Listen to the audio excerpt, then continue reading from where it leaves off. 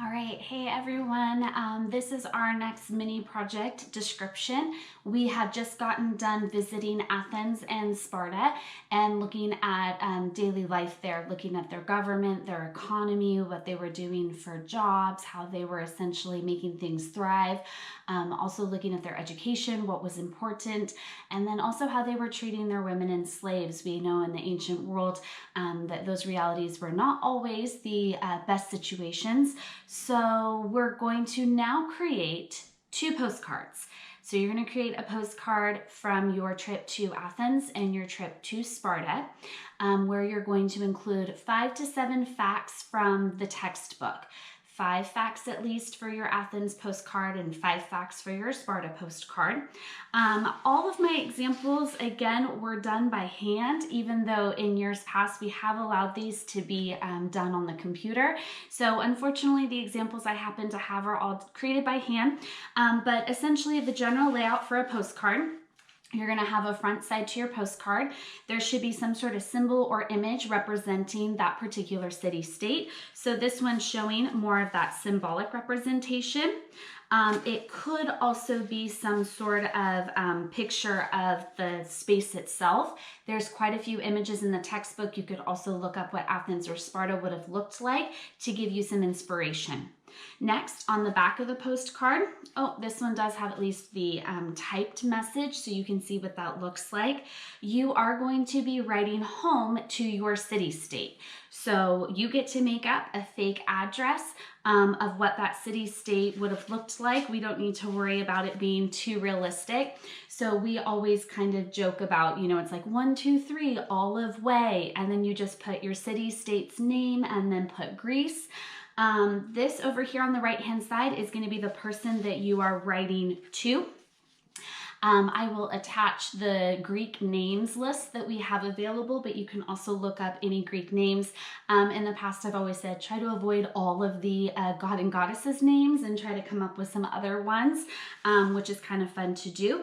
You are also going to be creating a fake postage stamp that you would have purchased while you were in Athens or Sparta. So many times you see the Spartan shield or Athena's owl in our examples, which is great. Make sure that you include a date. Again, looking at what would be an appropriate date. Anywhere in the 400s BCE is a great date because that's typically the time that we're looking at for ancient Greece.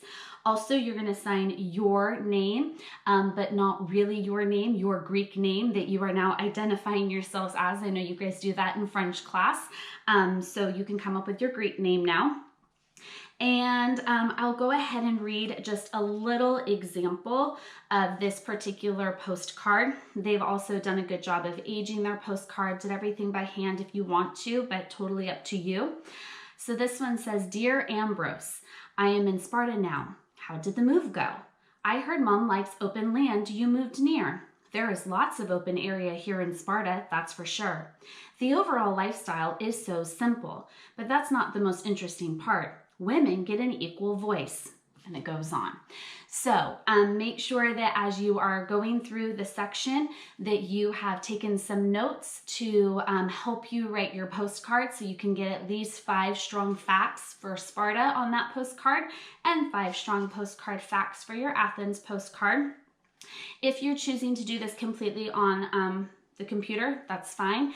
I've included in this blog post like a basic template just to kind of see what the basic parts are going to look like. But again, you can be free and flexible with how you make this postcard happen. It's really up to you. Just make sure you remember that you need to create 2, 1 for each of your visits.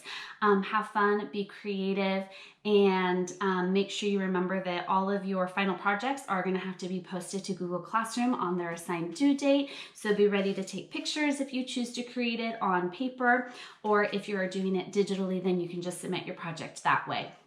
If you are creating your project digitally, don't worry about it necessarily being back to back. That's not going to be so easy. So essentially, if you're creating a postcard that's more like a single page document and you've got your top or your front of your postcard and the bottom of the document would be the back of your postcard, and you're just submitting that one Google Doc, that would be totally fine as well.